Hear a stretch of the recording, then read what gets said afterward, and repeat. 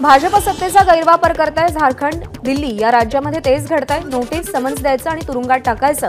आता दिल्लीचे मुख्यमंत्री अरविंद केजरीवाल यांनाही लवकरच अटक केली जाईल।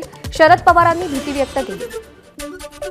नरेंद्र मोदी काल ममता बॅनर्जींवर बोलले। ममता बॅनर्जी यांच्यावर जनता कायम विश्वास ठेवत आली आहे, पण त्या वाघिणीवर मोदी बोलतायत। हे कायद्याच्या चौकटीत बसत नाही, मोदींना हे शोभत नाही। शरद पवारांची मोदींवर टीका। पक्ष स्थापनेपासून आम्ही विचारधारा बदलली नाही, पण आज महात्मा गांधी, जवाहरलाल नेहरूंबद्दल काहीही बोललं जातंय। गांधी, सुभाषबाबू, जवाहरलाल नेहरू यांचं योगदान देश स्वतंत्र करण्यासाठी होतं। अशा लोकांची नोंद जाणकारांनी घ्यायची असते। शरद पवारांची भाजपवर टीका। आज देशाचे पंतप्रधान प्रत्येक दिवशी पूर्ण पान जाहिरात देत आहेत, त्यात मोदींची गॅरंटी देत आहेत, पण कोणाच्या पैशाने ही जाहिरात दिली जाते? जनतेच्या पैशाने हे गॅरंटी देत आहेत। शरद पवारांची मोदींवर टीका। मुंबई आदर्श सोसायटीमध्ये माजी मुख्यमंत्री अशोक चव्हाणांचा हात, असा आरोप भाजपने केला। 7व्या दिवशी ते भाजप आणि 15व्या दिवशी ते भाजपचे खासदार झाले। भाजप म्हणजे वॉशिंग मशीन झालीये। शरद पवारांची भाजपवर टीका।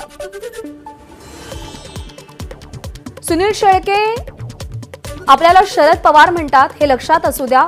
वाटेला गेलात तर कोणालाही सोडणार नाही। आमदार कोणामुळे झालात? पक्षाचा अध्यक्ष कोण होतं? तुझ्या अर्जावर कोणाची सही आहे हे लक्षात ठेवा।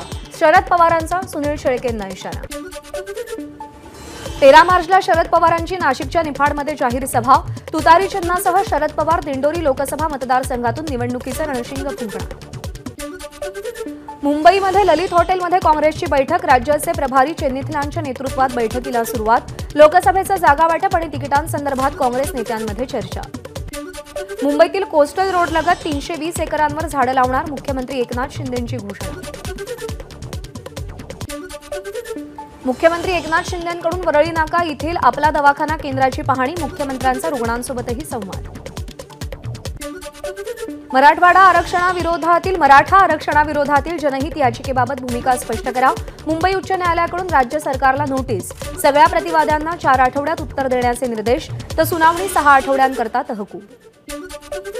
महानगर गॅस दुरुस्तीचं काम सुरू असल्यानं 3 दिवस गॅस पुरवठा बंद राहणार असल्याची महानगर गॅस पंप चालकांची माहिती। कल्याणमधील सीएनजी पंपावर रिक्षा, सीएनजी वाहनांच्या लांबच लांब रांगा। महाशिवरात्रीनिमित्त बीडच्या परळीतील वैजनाथ मंदिरामध्ये उत्सवाची तयारी पूर्ण। मंदिराला आकर्षक रोषणाई। मंदिर परिसरात सुरक्षेच्या दृष्टीनं 100 सीसीटीव्ही कॅमेरे तसंच मोठा पोलीस बंदोबस्तही तैनात। गेल्या 3 दिवसात सोन्याच्या दरात तब्बल 2800 रुपयांची वाढ। वाढत्या दरामुळे जळगावमधील सोनं खरेदी करे ग्राहकांची पाठ।